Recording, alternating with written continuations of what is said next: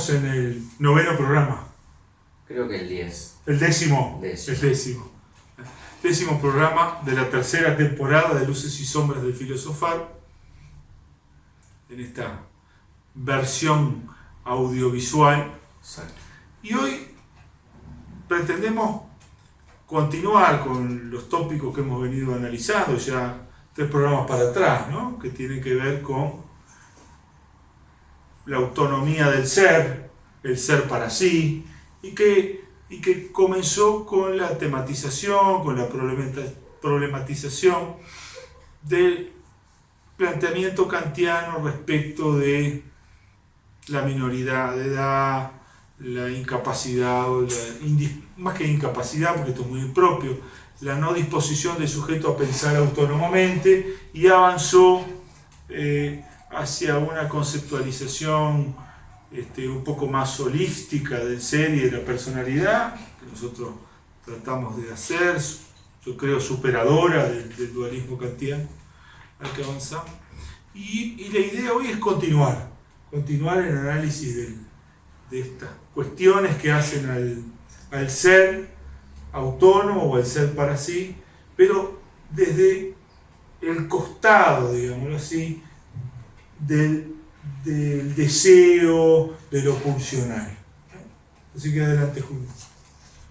Bueno, precisamente cuando finaliza el siglo XIX, por ahí, es cuando aparecen los primeros trabajos de Freud, que luego van madurando en las primeras décadas del siglo XX, y que mucho más allá de ser una serie de consideraciones conceptuales importantes, es como una apertura de la caja de Pandora de procesos inconscientes que no habían sido tomados en cuenta hasta ese momento.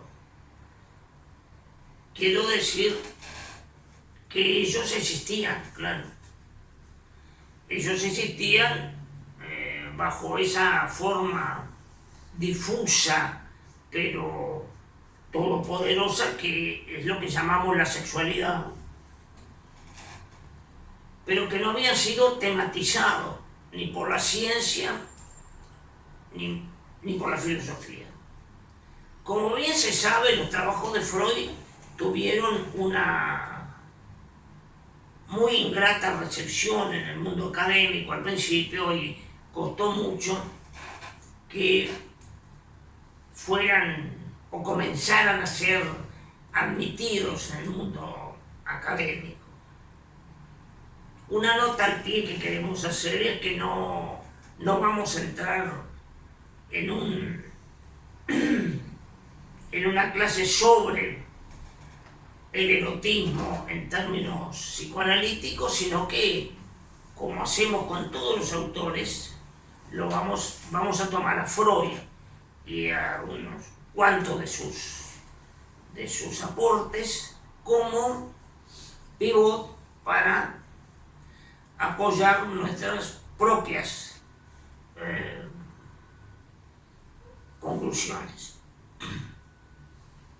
Entonces aparece aquí el tema del erotismo.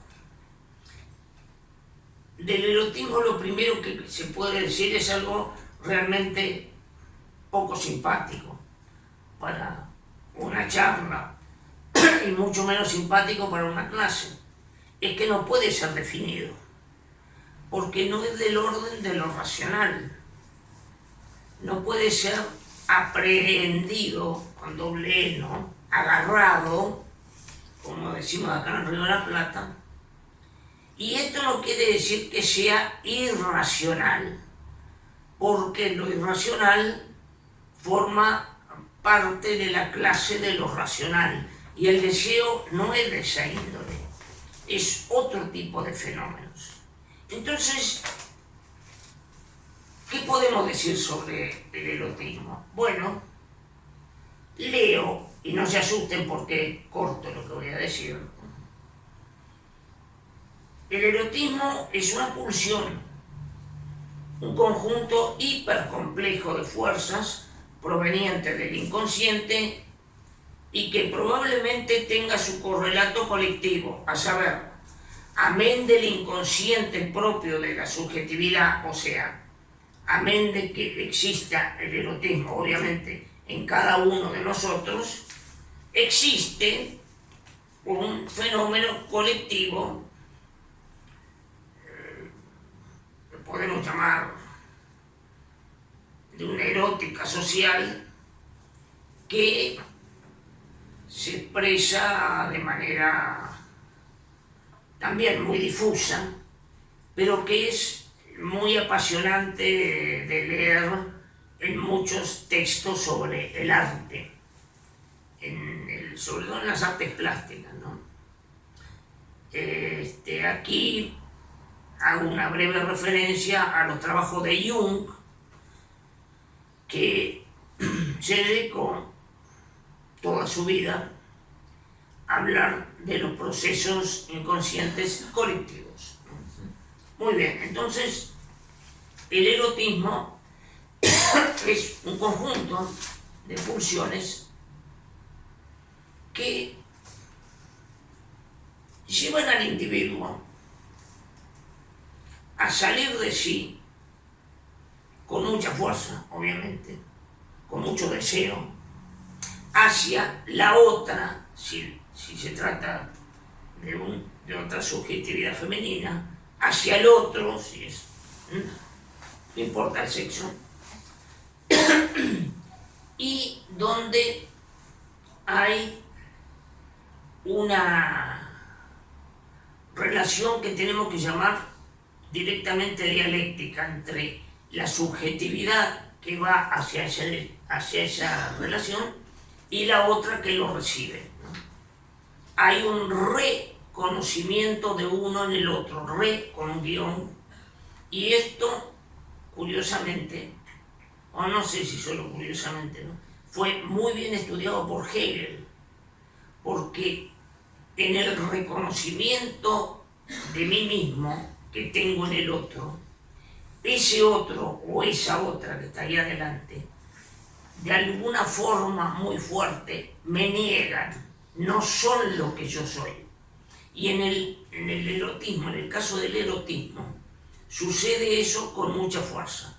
Quiere decir que a pesar de, diría, los aspavientos que hacen los machos dominantes para expresar su erotismo, tienen mucho miedo de sentirse,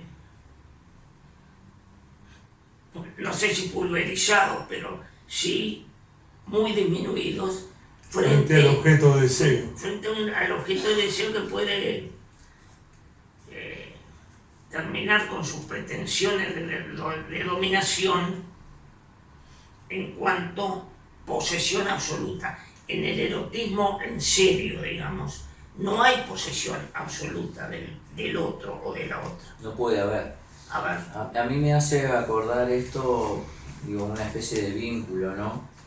En eso de la imposibilidad por un lado, realizar el deseo. Por otro, lo vinculo con el mito de Narciso, ¿no? Como Narciso perece en un exceso de amor propio, diría Freud. Por lo cual es un indicativo de que el sujeto necesita salir de sí, necesita descentrarse. Esas pulsiones, esos deseos no pueden realizarse si no es hacia el otro. O sea, esto habla también por un lado, de esa relación contradictoria, frágil y dialéctica, es decir, ese objeto de deseo tiene que constituirse como un objeto externo. Y en esa relación yo también me constituyo.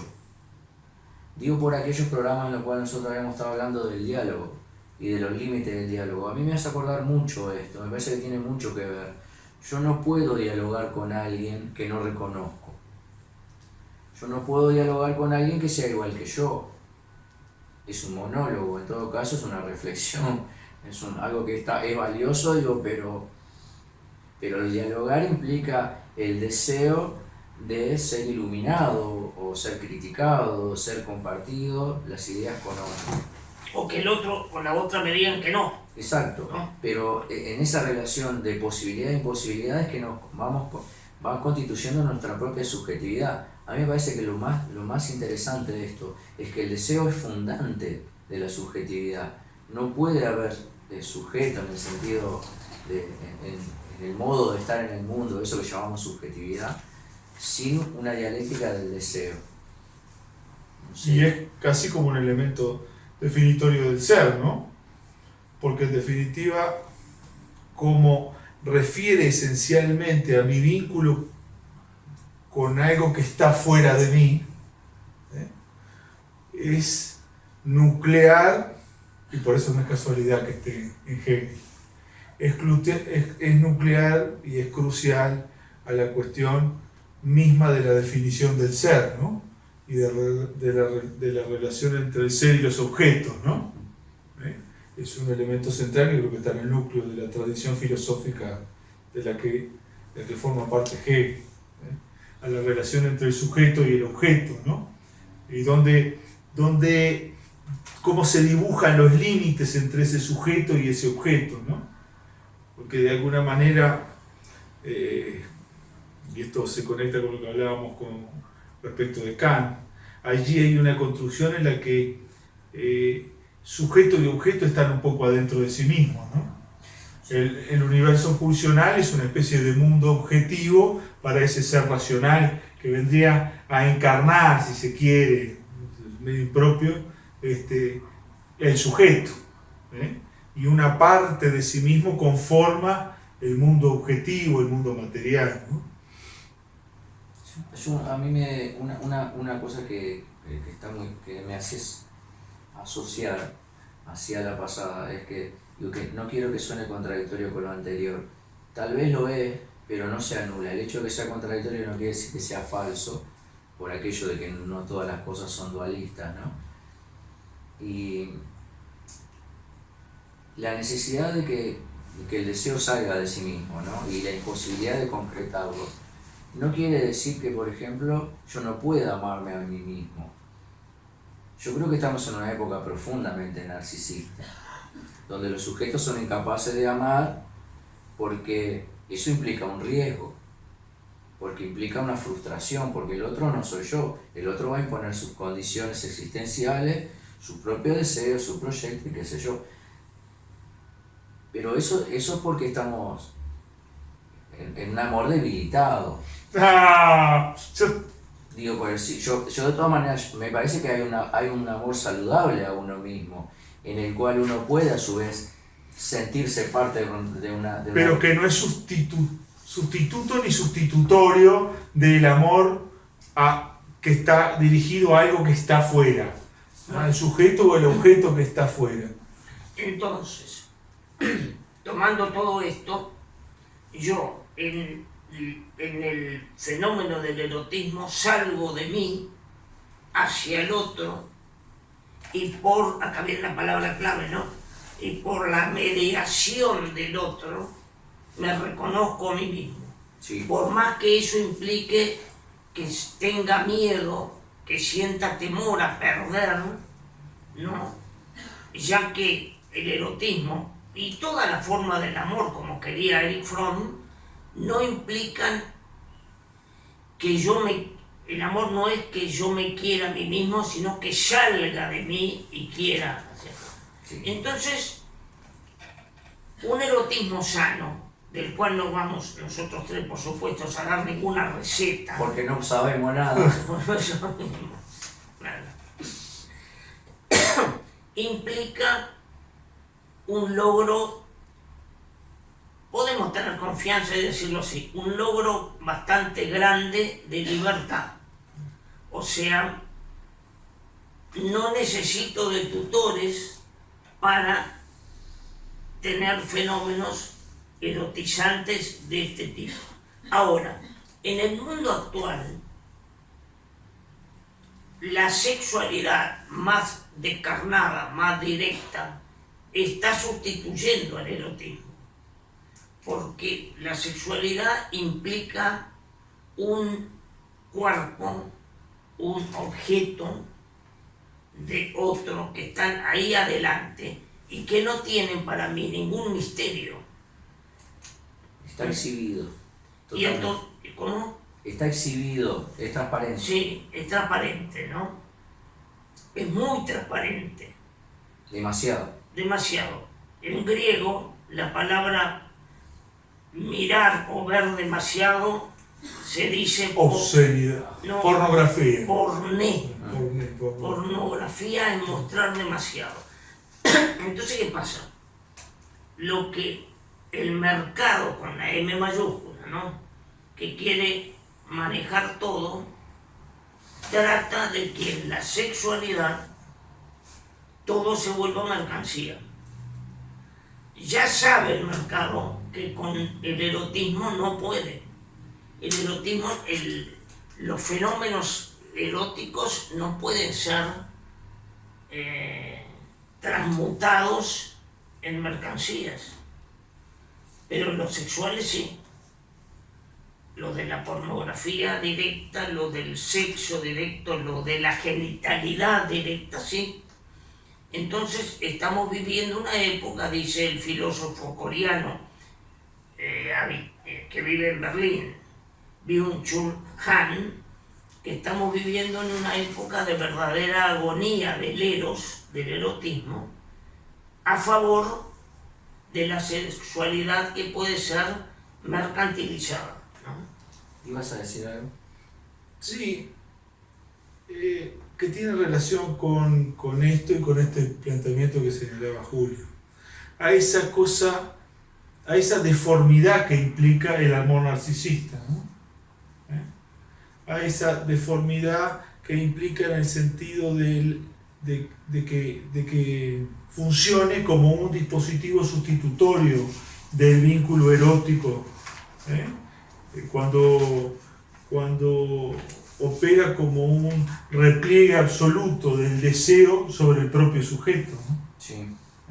Sí. Y estoy pensando en términos de, si quieren, más esquemáticos de la teoría psicoanalítica y pospsicoanalítica, las implicaciones que eso tiene, digamos, y cómo en definitiva, y en relación a las dialécticas posibles, eso se vincula con las relaciones de Eros con el Tánatos, ¿no? Sí. Me parece que esa alegoría helénica de Narciso, en el fondo me parece que esconde algo bastante dramático que tiene que ver con esto Sí. de la compleja dialéctica entre el La autodestrucción. Eros y Tánatos, ¿no? La destrucción. La destrucción. El Por sujeto eso- movido con tal sobrecarga de pulsión sobre sí mismo que no lo soporta y se destruye, ¿no? O llega, sin llegar al límite de destruir su vida, llega a la depresión. Y dice el filósofo coreano que la depresión y el erotismo se contraponen. Sí.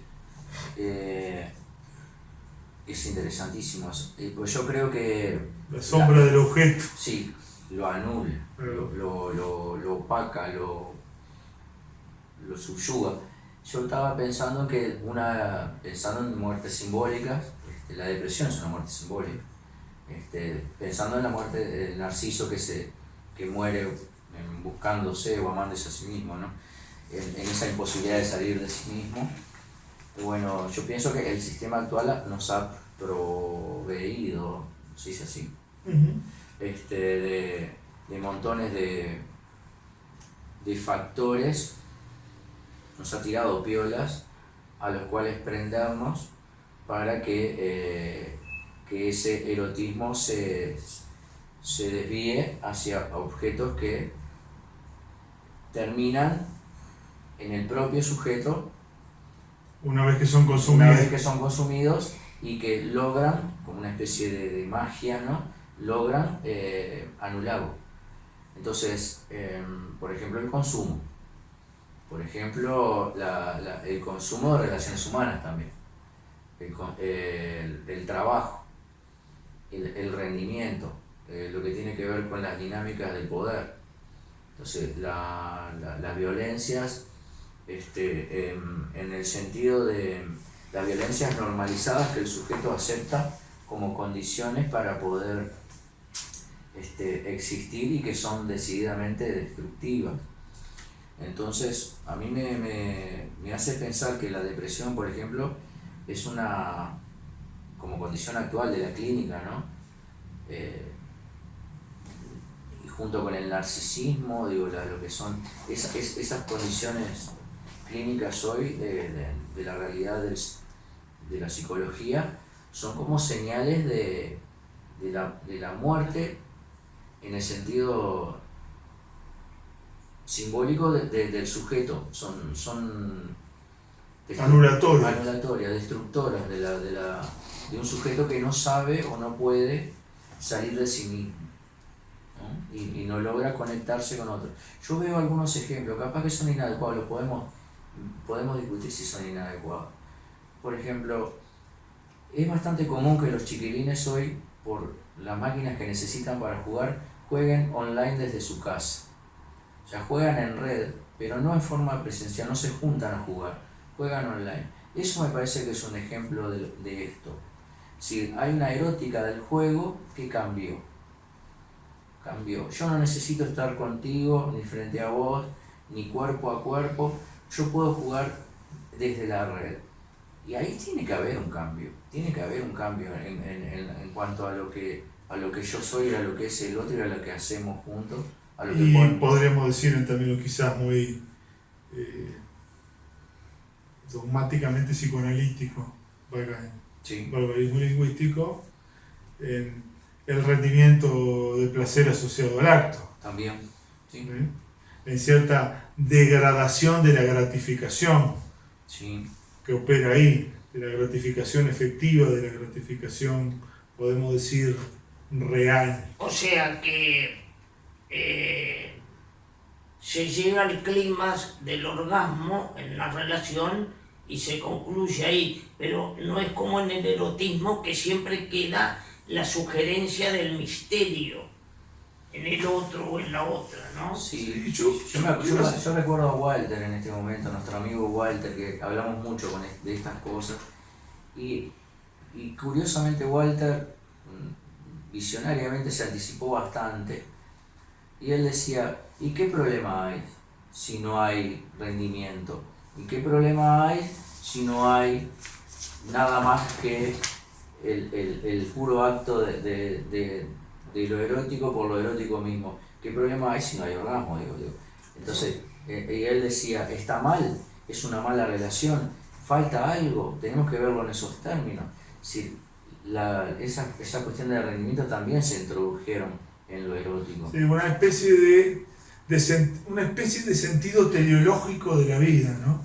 Que hace que siempre se esté pensando todo en función de el valor instrumental de lo que se está haciendo en relación a un objetivo planteado, ¿no? Pero el asunto es que si vos, como sucede, tenés todo planteado en términos de finalidades, una vez lograda esa finalidad, como quedás insatisfecho, tenés que buscar otra finalidad y así sucesivamente, y eso te lleva a la depresión. Y dramáticamente, Julio, Fabián, el problema, me parece que uno de los problemas es que esa finalidad no es autónoma, no es elegida por el propio sujeto. No.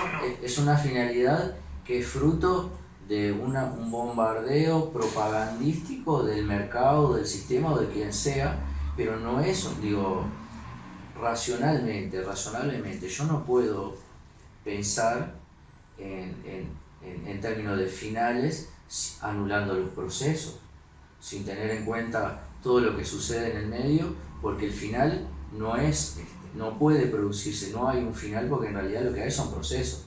O sea que pensar en términos finales ya sería un error, digamos. Pero además... Porque el final del periplo vital todos lo conocemos.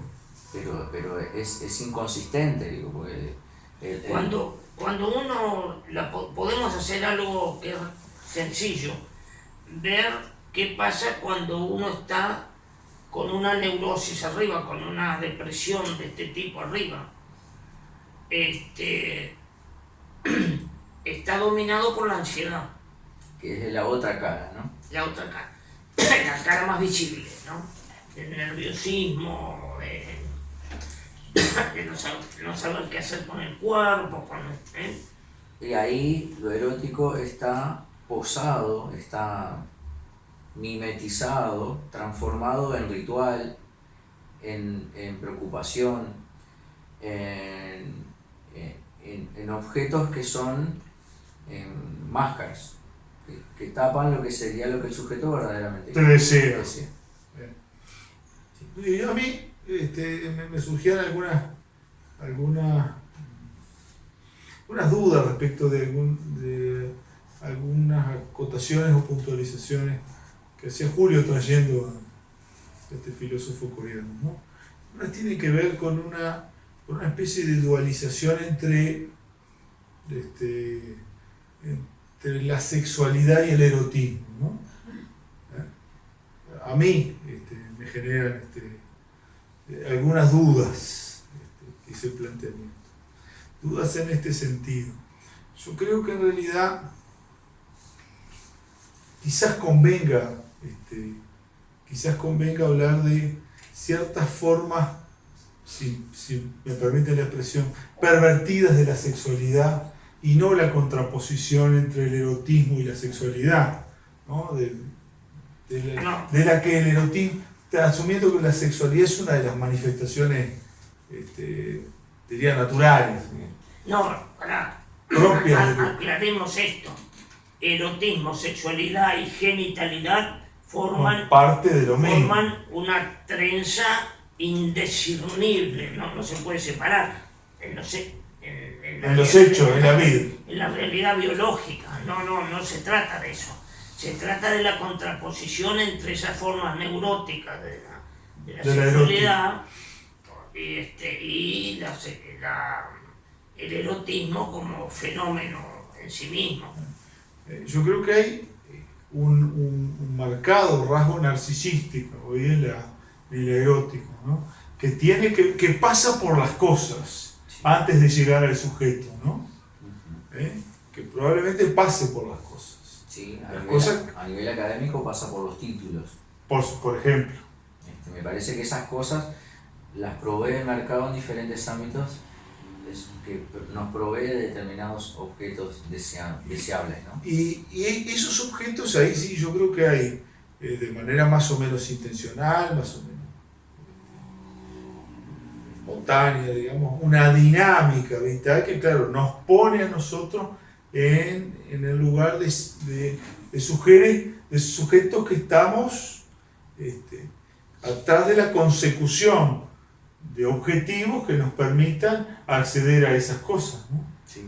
Y ahí es donde empieza claramente a manifestarse esto de los seres para otros, ¿no? Somos seres puestos en función de la consecución de determinados objetivos para acceder a determinados objetos, bueno, por con eso, las que se ligan nuestros deseos, nuestros apetitos, lo que decía Julio. Claro. Por eso creo que él plantea que el eros, la agonía del eros.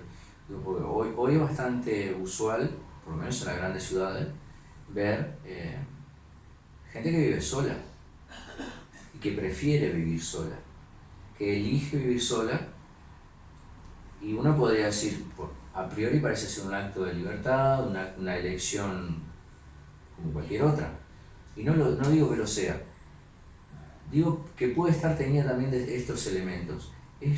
Para ese sujeto la erotización está sobre su propia subjetividad. Entonces eso hace que le encuentra satisfactorio, placentero y menos conflictivo la vida en ese formato. La no tenencia de hijos. Hay datos estadísticos acerca de cuáles son, por qué cada vez ciertas clases sociales tienen menos hijos o no tienen directamente, y hacen énfasis, por ejemplo, en su carrera académica, en su trabajo. Es bastante llamativo eso, como parte de esa erotización digo por lo que mencionaba Julio hoy acerca de de Eric Fromm. Es difícil realmente pensar el amor si no es en términos sociales, si no es para el otro ni es Con el otro. con los otros. Sin embargo, hoy estamos en una especie de bucle a la inversa de eso, donde hay un repliegue del sujeto en su propio narcisismo. Ahí es que está la agonía, me parece. Creo que lo que está diciendo este filósofo es que eso no es amor. Es que yo creo que no lo es. Y en eso aunque sea muy roce lo banal, decirlo así, el amor genuino es con otro ser humano, no es con un título académico, ni con los autos, ni con un perro.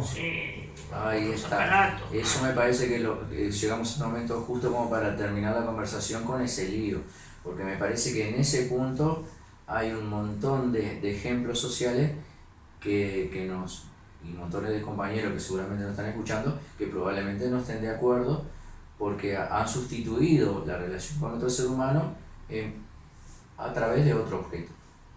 Muy bien. Bueno, Eso tiene mucho que ver con lo que podemos llamar el desplazamiento de la libido, ¿no? Seguro. Hacia otros. Muy bien. Bueno, muchas gracias. Buenas tardes.